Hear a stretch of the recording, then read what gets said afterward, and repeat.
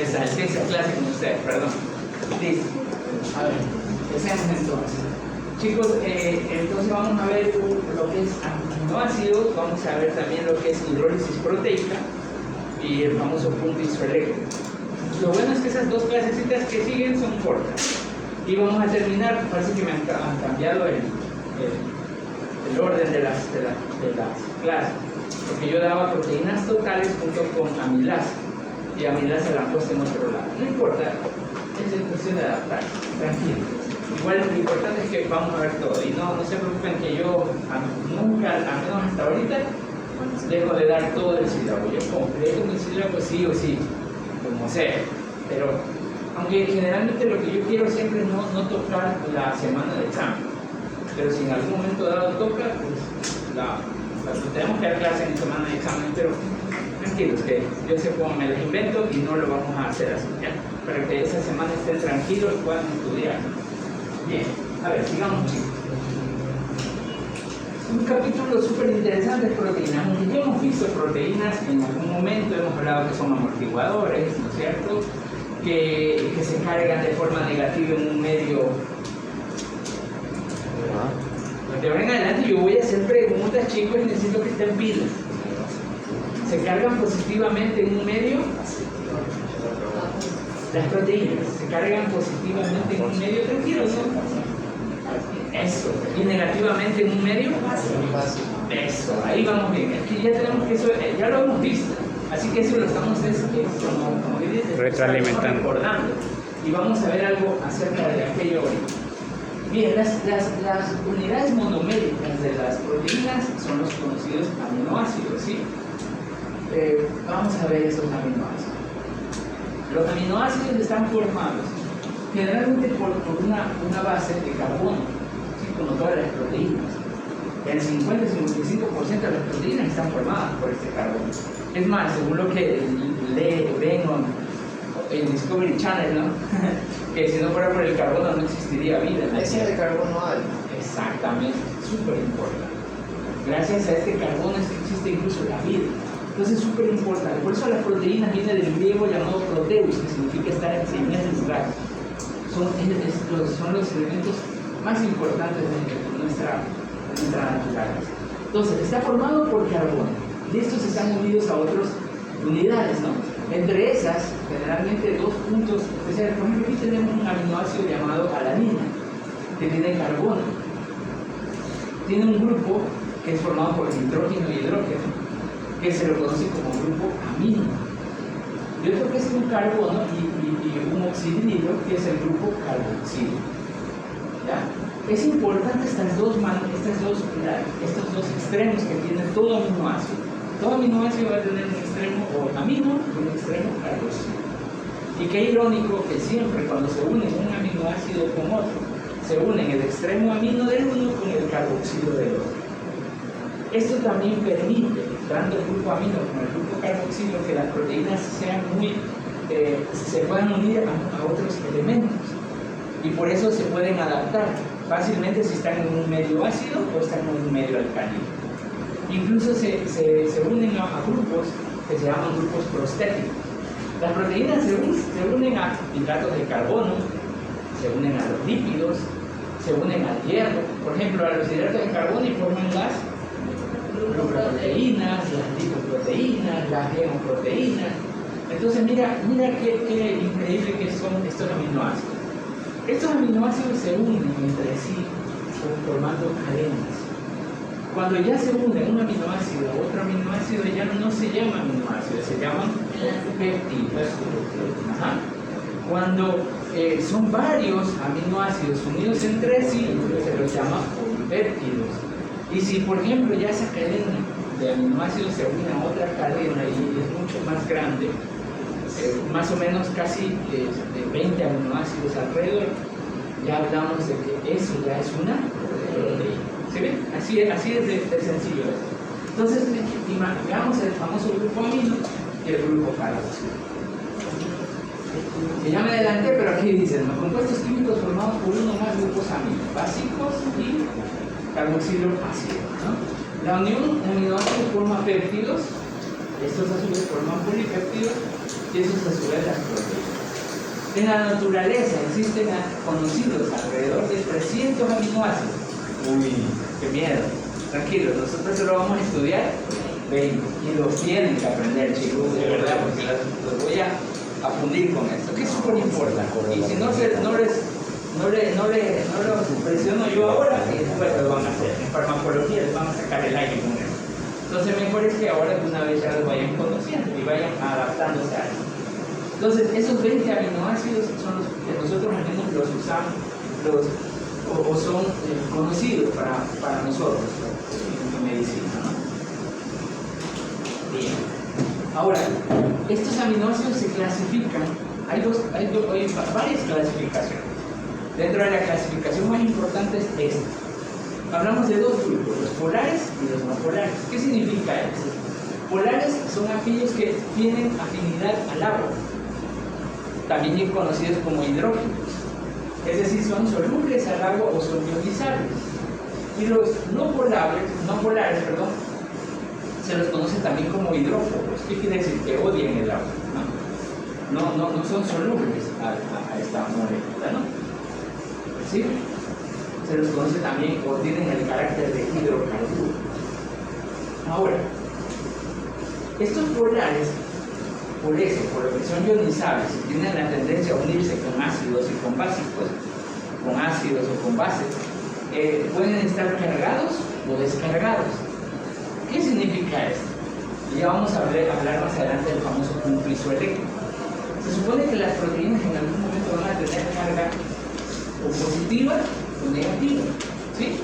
Ya sabíamos que las proteínas generalmente o normalmente llevan una carga negativa. Eso, bien, qué chévere. No hay nada en el mar, vamos entendiendo, qué buena, eso está bueno.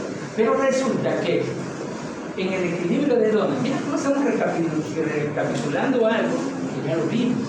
En el equilibrio de Donald, nosotros hablábamos de que para que funcione ese equilibrio de Donald tiene que haber un coloide cargado eléctricamente, ¿sí o no? Si no, no funciona. Si la proteína no está cargada eléctricamente, este mecanismo, este movimiento, tanto de mover agua como electrolitos o cristaloides, no va a funcionar. Pero resulta que la proteína puede estar en un momento dado neutra y puede estar y tener igualmente las cargas tanto positivas como negativas. Ojo con eso, ya vamos a ver más adelante. Entonces, a los aminoácidos igual, vamos a hablar de que hay aminoácidos neutros, es decir, que no tienen carga, o sea, que están prácticamente con sus cargas iguales, tanto positivas como negativas, y también tenemos los cargados. Ahora, los que están cargados pueden ser positivos, o ácidos, o negativos, o básicos, ¿sí? Si ven, porque la importancia de lo que les enseñé en el semestre, en el parcial pasado, miren cómo vamos entendiendo. Entonces estos son los aminoácidos que son ácidos y acá los básicos. Bueno, eso todo lo tienen ustedes en su plataforma para que lo vayan aprendiendo. No se asusten, tranquilos. Es hartísimo esto, pero yo sé que ustedes son pilas y lo vamos a entender. Vamos a irlo entendiendo poco a poco para que no se nos haga difícil. Ahora, ¿por qué el doctor Herrera puso ese montón de cosas? Resulta que esos 20 aminoácidos que son los que más estudiamos, gracias a Dios no nos pusimos a estudiar los 300 aminoácidos, porque sería durísimo. De esos 20 aminoácidos, realmente, biológicamente, hay unos que son esenciales para la vida. Es decir, no necesariamente todos nos van a servir. Por eso se clasificó también a los aminoácidos en aminoácidos esenciales, semiesenciales y no esenciales, ¿sí? Y aquí están. Justamente los esenciales son los que sí vamos a necesitarlos sí o sí. O sea, no podemos vivir sin esos aminoácidos. Tenemos que consumirlos. Tenemos que alimentarnos con estos aminoácidos. Entonces, estos aminoácidos pueden ser no polares, es decir, que tienen la carga equilibrada, tanto positiva como negativa. Los polares neutros, y polares básicos, ¿no? Ahora, miren, no polares es aquellos que no son solubles al agua, ¿no? No solubles al agua, perdón, me equivoqué. Polares neutros que tienen, o sea, son solubles al agua, pero no tienen su carga igual, tanto positiva positiva como negativa. Cuidado, aquí me equivoqué. Y polares básicos, que son generalmente más de tipo negativo. Los aminoácidos semiesenciales también se los clasifica como polares básicos, neutros y no polares. Y acá están los aminoácidos que forman parte de ese grupo, ¿no? Y los no esenciales. Es decir, ¿qué quiere decir no esenciales? Que no los necesitamos para vivir.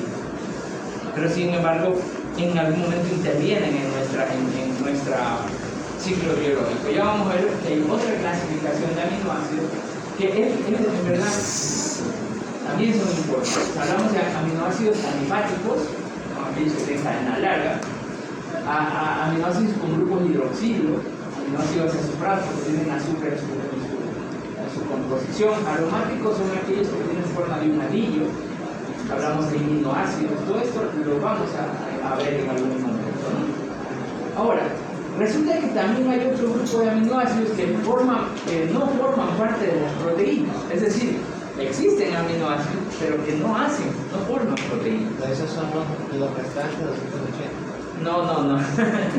Recién estamos viendo, ahí están los 20, chicos. Los 20 estamos estudiando, sino que, mira, dentro de esos 20 hay varias clasificaciones. Imagínate estudiar los 300, hermano, aquí nos hacemos locos. No. Lo que pasa es que, verás, estos aminoácidos que no forman parte de las proteínas, sí, no forman parte de las proteínas principales. Pero resulta que intervienen en el metabolismo, en otros ciclos metabólicos. Por ejemplo, biosíntesis de urea. Por ejemplo, la citrulina. Precursor de la melanina, la dopa, ¿no? Dopa de hidroxifenilalanina. Pero es un precursor de la melanina, pero sin embargo no forma parte de las proteínas en sí, o no llega a formar proteínas en algún momento. Por ejemplo, aquí hay 3 que tienen esa función y muy importantes, sobre todo la T3 y la T4, la T3 y la T4, la triotironina y la tiroxina. Chicos, para que nunca se olviden de estos aminoácidos que es verdad, no forman parte de las proteínas, son súper importantes. Sin eso, sí, no podríamos tener un buen desarrollo. Y para que nunca se olviden, yo me acuerdo, siempre les explico eso a mis alumnos, y les digo, ¿ustedes alguna vez, alguna chica les ha dicho a ustedes como insulto cretino? ¿Se han visto que les gusta decir a las mujeres cretino? Y parece un insulto tonto, pero es que te insulten a la madre o que te digan otras cosas, no, te insulten feo, porque ahorita ya tenemos un vocabulario algunas bien feo, que da miedo escucharlo. Pero también ponte a pensar una cosa, veamos ese insulto, el cretino, desde el punto de vista médico. Sí es un insulto feo, ¿verdad? Pero no lo has analizado. ¿Qué crees que significa cretino? ¿Qué significa cretino, según tú? No importa que te equivoques, ¿qué significa cretino? ¿A ti nunca te han dicho cretino? Me dijo, ahora, ¿qué crees que significa? Bobo, tonto, ¿qué significa? Ok, algo así, ¿no? ¿Qué crees que significa cretino? A ver, las chicas que lo dicen o nunca lo han dicho, ¿qué significa cretino? Patán, ¿qué dices? Como que por ahí va más cerca. ¿Nada? A ver, resulta que hay una enfermedad que se produce por la deficiencia, ahora sí vamos a hablar de medicina, por la deficiencia de la glándula tiroides, que se conoce como cretinismo. Y al que le dicen cretino, el que es cretino, verá, nosotros no podemos funcionar sin nuestra glándula tiroides, es importantísimo. Si nosotros nos desarrollamos y no tenemos producción de esta T3 y esta T4, nosotros no vamos a poder crecer bien y vamos a tener un retardo intelectual. Entonces, cuando nos dicen cretinos, ¿saben qué nos dicen? Nos dicen enanos idiotas. Eso es, eres un enano idiota. Así que cuando digan cretino, es un insulto feo, ¿verdad? Si lo entienden, pues algunos no saben ni qué decir. ¿Qué tal, no? Buena. Sí, yo sé que por eso nunca se van a olvidar. Exacto, el cretinismo es una enfermedad que produce eso. Cretinismo. La deficiencia de la T3 y la T4 nos lleva a un desarrollo intelectual pésimo y a un crecimiento mal. Los pacientes con cretinismo que eran enanitos y con un deficiente intelectual, una discapacidad intelectual. Bien, entonces sigue. Decirle cretino sí es bueno, ¿verdad? Pero elegante también. Ojalá nunca le sigan cretino, muchachos. Pero Dígame. lo de esa enfermedad se puede reemplazar con la Claro, ahí estamos nosotros. Y eso Si sí, nosotros claro. detectamos eso, tenemos que reparar eso, claro. Sí. Pero muchas veces, o al menos en un tiempo atrás, no sabían cómo tratar. Ahorita ya no, ahorita es difícil, ya ahorita se puede suplementar esos T3 y T4. Los aminoácidos que terminan en tirosina son de la con la tiroides. O sea, en la tiroides nos interesan tres: la T3, la T4 y la TSH que no está ahí. Esa es otra proteína, esa sí es una proteína más compleja que también se forma en la glándula tiroides. Pero la T3 y T4 son aminoácidos que no forman parte de las proteínas, pero que son súper importantes. Dentro de ese montón que hay, ¿cierto? Bueno. Entonces, un aminoácido se une a otro por medio de un enlace especial, yo les decía, ¿no es cierto? Se une el grupo amino con el grupo carboxilo del otro. A ese grupo amino que se une al grupo carboxilo se lo conoce como, ahí sí enlace peptídico, la unión. Ojo chicos, miren que yo siempre les digo nombres que a veces les van a tomar, porque no quiero que les pase lo que a veces pasa. Por ejemplo, ya les salió Piceta, y salió esa pregunta. Yo les ayudé altísimo en ese campo, porque el 80% de las preguntas yo se las expliqué, ¿sí o no? Por algo salieron. Bueno, al menos la gran mayoría. Entonces, ojo con eso, miren, que al enlace peptídico se lo conoce también como amida sustituida. Cuidado, les dicen, bueno, la amida sustituida, y ya les dijeron amida sustituida y ya los marearon, ya no saben qué es. Es lo mismo que el enlace peptídico, es un sinónimo, ¿ok? Ojo con eso. Entonces, estos enlaces peptídicos es lo que en realidad unen esos aminoácidos. Pero nosotros, los científicos, para aprender de esos aminoácidos, ¿qué hicieron?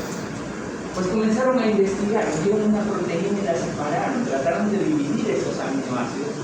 Miren, aquí hay, esto no está ni en el folletito, pero yo lo pongo como dato curioso. Por ejemplo, ¿ustedes sabían cuál es la proteína que tiene mayor cantidad de aminoácidos? Acá está, es la galactosilasa. Tiene 1170 aminoácidos en su estructura. Es altísimo. Esa es la proteína con más cantidad de aminoácidos. ¿Cuál fue la primera proteína estudiada por los científicos? Insulina. La ribonucleasa. Le encontraron 124 aminoácidos. Bueno, en la insulina también, el científico Sanger, que es un bioquímico en 1956, ya la determinó. Encontró más o menos de 1 a 30 aminoácidos en su estructura. La insulina es una proteína importantísima, ¿no? Una enzima importantísima. Acuérdense que las proteínas son enzimas igual. Dime. En esos 1170 aminoácidos que componen la galactosilasa, o sea, se repiten esos 20. Sí. Varios, los 20 están ahí metidos, pero una cosa, ¿verdad? Una proteína con un nombre muy especial tiene que tener la cantidad exacta de aminoácidos, o por lo menos la más cercana. Cuando ya, por ejemplo, me invento la insulina, le sacan unos 10 o 20 aminoácidos, ya no va a ser insulina, ya no va a funcionar igual, porque no tiene la estructura que necesita para funcionar. ¿Me entienden? ¿Sí, chicos? Entonces, se estudió ahora vamos a ver lo que es proteínas. Ya una vez revisado aminoácidos, pues la unión de esos aminoácidos forma las proteínas. Como les decía hace un ratito, las proteínas vienen del griego proteus, que significa primer lugar, porque son moléculas, o las macromoléculas que tenemos en nuestro organismo, las más importantes. Porque ya van a ver que tienen muchas funciones. No solamente son amortiguadores, como en algún momento yo les dije, no, mentira. Miren la importancia de las proteínas. La primerita, sí, a la cabeza, papel estructural. Las proteínas forman las estructuras de nuestro organismo. Por ejemplo, el colágeno, la elastina, la queratina son proteínas. Sirven de transporte. Por ejemplo, la hemoglobina, que transporta oxígeno, es una proteína. La bilirrubina, ya vimos, ¿qué transporta? Perdón, la albúmina, ¿qué transporta? Bilirrubina. Entonces eso ya lo vimos, mira, entonces transporta. Mantenimiento del equilibrio, también la albúmina sérica controla ¿qué controla? A ver. ¿Cuál fue La presión. La albúmina sérica controla la presión. Goti. Eso, muy bien. ¿Sí? Si te das cuenta, es súper importante para mantener el equilibrio. Genética. Las nucleoproteínas son genéticas puras. Y el papel hormonal. Muchas de las proteínas son hormonas, como la insulina, ¿cierto? Contracción muscular. La actina y la miosina son proteínas que intervienen en la contracción muscular. Defensa y protección, las inmunoglobulinas, que las vamos a ver en la siguiente clase. El sábado, mañana. Mañana vemos. Súper interesante esta clase. Vengan leyendo un poquito también, porque es chica. La inmunoglobulina. Muy buenas proteínas. Gracias a que aquellas inmunoglobulinas es que nosotros nos tenemos sanos muchas veces. Cuando hay deficiencia en esas inmunoglobulinas que vamos a sufrir de enfermedades a cada rato, ¿no? El regulador amortiguador, bueno, eso ya lo hemos visto. Avancemos. La clase que ya la vimos, porque si la adelantamos, la que hicimos teoría de lo quemado, ya la práctica no la vamos a ver. Hoy vamos a ver la práctica de hidrólisis y fluido eléctrico. Les debía la teoría a ustedes. Esa es la que, justamente en esa parte veíamos la composición de las proteínas. ¿Y cuál es la composición? Y aquí está en orden hasta un porcentaje. Lo que les decía, el carbono a la cabeza. Un 50-55% de las proteínas son carbono. Luego vendría el oxígeno, luego el nitrógeno, luego el hidrógeno. Esos son los cuatro principales. Aunque también se encuentra azufre y fósforo. Chicos, no sé si en el colegio les enseñaron, a mí me enseñaron un medio mnemotécnico que es el chinito chon. Chon, así que es el carbono, hidrógeno, oxígeno y el nitrógeno. Sí, eso se me hacía fácil. Entonces, pero miren, estos son los porcentajes que deben manejar en la composición de las proteínas. Súper importante este cuadrito. Bueno, ya saben a qué me refiero. Es decir, que va a salir en el examen. La que están avisados. Ahora, las proteínas también se clasifican, así como los aminoácidos. Y hay una clasificación súper simple, la mejor que hay. Por eso la puse primerito. La clasificación principal de las proteínas es la siguiente: las clasificamos en simples y conjugadas, así de sencillo. Y esto también, así como es la primera, es la más fácil también. Simples quiere decir que son proteínas que están compuestas solo por aminoácidos. Y conjugadas, en cambio, son aquellas que no solo tienen aminoácidos en su estructura, sino también grupos prostéticos.